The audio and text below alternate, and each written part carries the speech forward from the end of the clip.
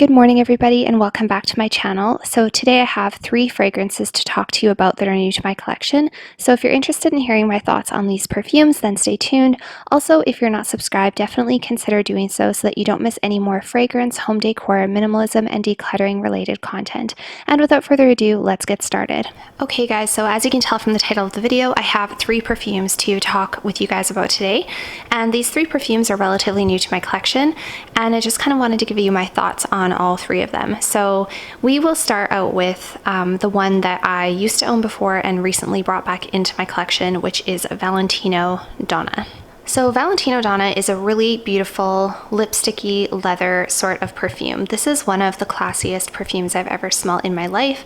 This is one that I used to have when I was quite a lot younger. I think I was like 21, 22. I used to wear this all the time.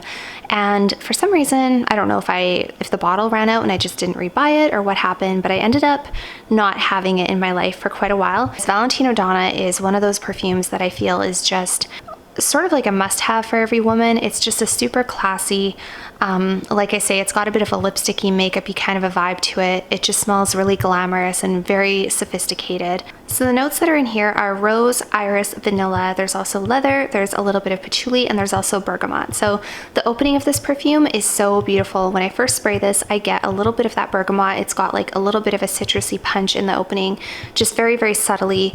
You get lots of rose, you get lots of powderiness, a little bit of vanilla, and a little bit of leather. And just the way that they have it blended is so classy and so feminine and so perfect, and it's just a beautiful fragrance. If you know this one, you know what I'm talking about. The bottle is also absolutely gorgeous. It's to die for.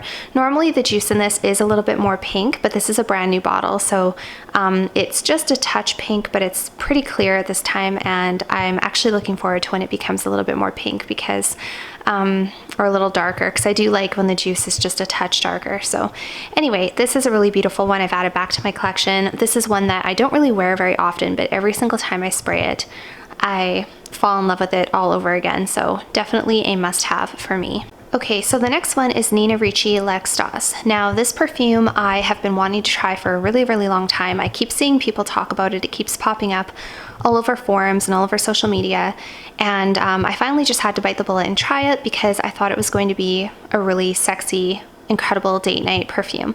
If you've seen the advertisements for this fragrance, it's basically a young, attractive woman pretty much writhing in ecstasy in the bed sheets. So it's supposed to be like that kind of fragrance. So I had high hopes for this when I bought it. I was really hoping it would be like super sexy, super sultry, date night, bombshell, that I would want to wear it out on a date kind of thing, and it did disappoint me. Not really happy with this one. I just have to be very honest with myself. I will be decluttering this one in my upcoming decluttering video. So the main notes that you get in here is rose, caramel, raspberry, benzoin. There's also some amber, there's pink pepper, vanilla, peach. There's some white florals, there's some woody notes, there's a little bit of patchouli, and there's also pear and jasmine. So mostly what I get in this is that rose, caramel, and raspberry combination, and I don't like that combination. So I don't know what I was thinking. I don't know what possessed me to go ahead and order this, because I kind of knew before I even ordered it that I might not like it. I don't like a caramel, rose, and raspberry combination, or even just a lot of raspberry in the opening. That's the reason I don't have Burberry Her Intense. It's the reason I don't have Valentino Donna Born in Roma. It's the reason I don't like Midnight Rose from Lancome. So if you really like Lancome's Trésor Midnight Rose, you would probably absolutely love this one. This has a little bit of like a deeper, darker sense to it than the Midnight Rose. Midnight Rose is sweeter and brighter. I actually like Midnight Rose better than this one. But yeah, there's just something in this that really bothers me. It bothers my nose, gives me a bit of a headache. I don't like it. I don't find it sexy for myself. I'm sure a lot of other people probably find it very sexy. But unfortunately it's just not going to work for me. So, and the last one we're going to talk about today, this is Van Cleef & Arpels Orchidée Vanille. I hope that I am pronouncing that properly. This is my favorite one in the bunch that I'm sharing with you guys today. This one is newer to my collection.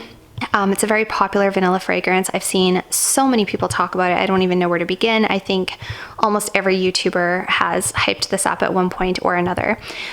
So when I first got this fragrance and I sprayed it, I won't lie, I was almost a little bit off-put, almost a little bit disappointed because I found there to be a lot of orange notes in here. And I'm not a huge fan of orange and chocolate combination in my fragrances.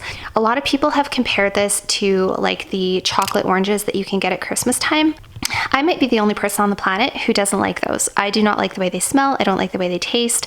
I would never ever buy a chocolate flavored orange or an orange flavored chocolate, but this is one that I still really liked it. I decided to give it a chance. I wore it, and of course after wearing it I fell completely in love with it. So this bottle is absolutely gorgeous as well. I think that's what drew me to the Van Cleef & Arpels fragrances to begin with, was just the name, the label, the little gold tassel that they have on the side, or not gold, the little silver tassel.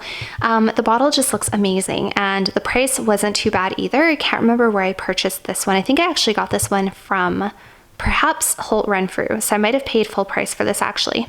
So the main notes that you have in here is vanilla, dark chocolate, orchid, tonka bean, almond, orange, iris. There's also some lychee, some white musk, some cedar, and some rose.